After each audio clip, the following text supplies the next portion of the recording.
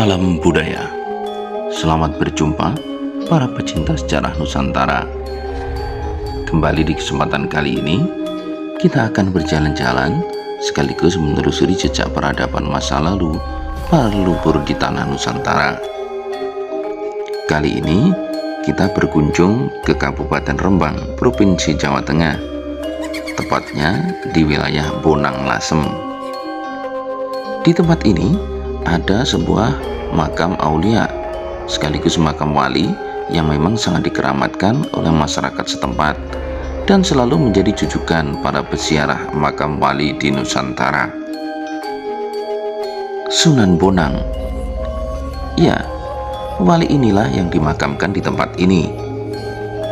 Sunan Bonang merupakan salah satu anggota Wali Songo yang menyebarkan agama Islam di pesisir Jawa.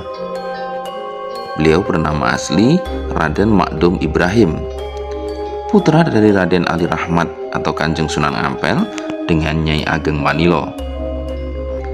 Satu hal yang menjadi perdebatan di kalangan masyarakat dan masih simpang siur sampai hari ini adalah perihal makam asli dari Kanjeng Sunan Bonang. Seperti yang tersebut dalam buku-buku kisah Wali Songo dan cerita turun-temurun, konon makam Sunan Bonang ada di dua tempat, yakni di Tuban, Jawa Timur dan Pulau Bawean dekat Madura. Cerita yang beredar memang berbeda-beda, sehingga terjadi perang klaim atau pernyataan bahwa makam-makam tersebut memang diyakini asli. Orang Tuban mengklaim bahwa makam asli Sunan Bonang adalah yang ada di Tuban. Sebaliknya, masyarakat Bawean juga menyatakan bahwa yang paling otentik adalah makam yang ada di Bawean. Namun dari sekian banyak perdebatan atau perang klaim tersebut, justru tidak ada yang pernah menyinggung soal makam Sunan Bonang yang ada di Lasem, Rembang, Jawa Tengah. Padahal secara arkeologis dan fakta historis, kita bisa bilang bahwa yang sangat mendekati asli, bisa dibilang seperti itu, adalah yang ada di Bonang Lasem. Hal ini didukung oleh adanya pasujutan Sunan Bonang yang terletak di atas bukit di pesisir pantai Bonang Binangun. Di tengah perkampungan di sana juga terdapat sebuah makam dan bangunan yang diyakini sebagai makam asli Sunan Bonang. Faktor pendukung yang lain adalah dari sisi morfologi nama. Nama Sunan Bonang pastilah diambilkan dari nama tempat beliau berdakwah dan bermukim, yakni Bonang Lasem. Sama seperti nama-nama Wali Songo yang lain yang disesuaikan dengan nama daerah dakwahnya. Yang kedua, dalam naskah Carita Lasem Gubahan Raden Panji Kamsah, sedikit disinggung bahwa Sunan Bonang mulai bermukim di Bonang Lasem sudah sejak tahun 1474 atas perintah Adipati Lasem II, Pangeran Wironegoro, putra dari Adipati Lasem, Wirobrojo. Diketahui juga bahwa Adipati Wironegoro adalah sahabat baik Kanjeng Sunan Bonang. Saat keduanya bertemu di pesantren Ampel Dento, Surabaya. Bahkan kakak perempuan Sunan Bonang, yakni Nyai Ageng Maluko, diperistri oleh sang Adipati. Di Lasem, pada tahun 1479, setelah wafatnya Adipati Wironegoro, Kanjeng Sunan Bonang kemudian mendirikan pesantren di Bonang Lasem dengan memanfaatkan bekas gedung kadipaten yang sudah ditinggalkan karena dipindah oleh Nyai Ageng Maluko ke Soditan. Bekas pesantren tersebut berada satu komplek dengan makam Sunan Bonang di Bonang Lasem. Demikianlah, dan beliau wafat pada tahun 1525. Maka bisa dibilang indikasinya sudah sangat jelas bahwa makam Kanjeng Sunan Bonang yang asli bisa dibilang berada di Bonang Lasem. Wallahu alam. Namun demikian, waktu tentu akan menjawabnya. Apakah makam yang asli beliau ada di Lasem, di Bawean, ataupun di Tuban? Kanjeng Sunan Bonang sendiri merupakan salah satu sosok Wali Songo yang sangat terkenal. Beliau juga dikenal sebagai salah satu guru dari Kanjeng Sunan Kalijogo.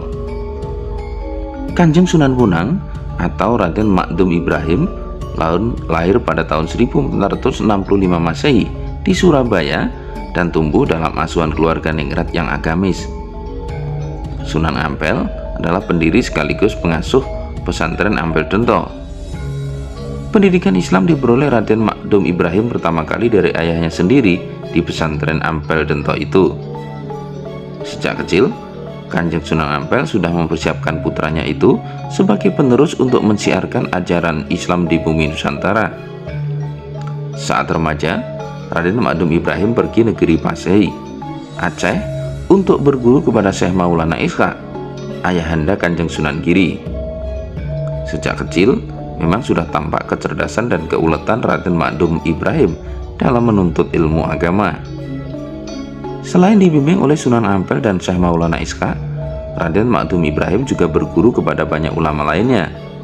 Hingga akhirnya, Raden Makdum Ibrahim diakui keilmuannya yang mumpuni dalam penguasaan fikih, usuluddin, tasawuf, seni, sastra, arsitektur, dan bela diri pencak silat. Kelak, keterampilan silat Kanjeng Sunan Bonang berguna ketika ia mengalahkan seorang perampok bernama Brandalokojoyo. Brandalokojoyo pun tunduk dan bertobat, kemudian ikut menyebarkan dakwah Islam dan menjadi anggota Wali Songo yang dikenal dengan nama Sunan Kalijogo. Sebagaimana Wali Songo yang lainnya juga, Raden Makdum Ibrahim menyebarkan agama Islam juga melalui media seni dan budaya. Beliau menggunakan alat musik gamelan untuk menarik simpati rakyat. Konon, Raden Makdum Ibrahim atau Kanjeng Sunan Bonang sering memainkan gamelan berjenis bonang, yaitu perangkat musik ketuk berbentuk bundar dengan lingkaran menonjol di tengahnya. Jika tonjolan tersebut diketuk atau dipukul dengan kayu, maka akan muncul bunyi yang merdu. Raden Makdum Ibrahim alias Sunan Bonang membunyikan alat musik ini yang membuat penduduk setempat penasaran dan tertarik. Warga pun berbondong-bondong ingin mendengarkan alunan tembang dari gamelan yang dimainkan Kanjeng Sunan Bonang. Ia menggubah sejumlah tembang tengahan mocopat seperti Gidung Bonang dan sebagainya, hingga akhirnya banyak orang bersedia memeluk agama Islam tanpa paksaan. Kanjeng Sunan Bonang juga mahir memainkan wayang serta menguasai seni dan sastra Jawa.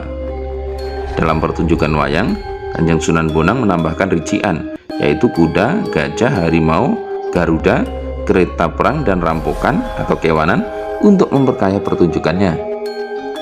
Dalam buku Sejarah Kebudayaan Islam yang ditulis pada tahun 2013, Heri Nugroho menuliskan bahwa dakwah Sunan Bonang adalah melalui penulisan karya sastra yang bertajuk Suluk Wujil. Saat ini, naskah asli Suluk Wujil disimpan di perpustakaan Universitas Leiden, Belanda. Suluk Wujil diakui sebagai salah satu karya sastra terbesar di Nusantara karena isinya yang indah serta kandungannya yang kaya dalam menafsirkan kehidupan beragama. Kanjeng Sunan Bonang sangat fokus dalam menjalani perannya sebagai ulama dan seniman, sehingga beliau tidak sempat menikah hingga wafatnya pada tahun 1525. Kembali kepada soal makam Kanjeng Sunan Bonang yang diyakini berada di 3 tempat, yakni Bonang Lasem, kemudian Tuban, dan juga Pulau Bawean. Seperti halnya makam Wali Songo yang lainnya, banyak tempat yang mengklaim dan juga tertera sebagai pasarian atau makam beliau-beliau. Akan tetapi, tentu saja ini tidak perlu kita perdebatkan, karena ini adalah sebuah petunjuk yang jelas, yang nyata, bahwa keberadaan beliau sebagai salah satu tokoh yang menyebarkan agama Islam di berbagai tempat di penjuru Nusantara adalah nyata. Makam, makom, maupun petilasan-petilasan yang lain adalah jejak-jejak penandanya. Jadi sekali lagi ini tidak perlu kita perdebatkan. Biarlah ini menjadi penanda sejarah tentang jasa-jasa beliau di masa lalu. Terima kasih sudah mengikuti video ini. Semoga menambah pengetahuan kita semuanya, dan tentu saja semoga bermanfaat.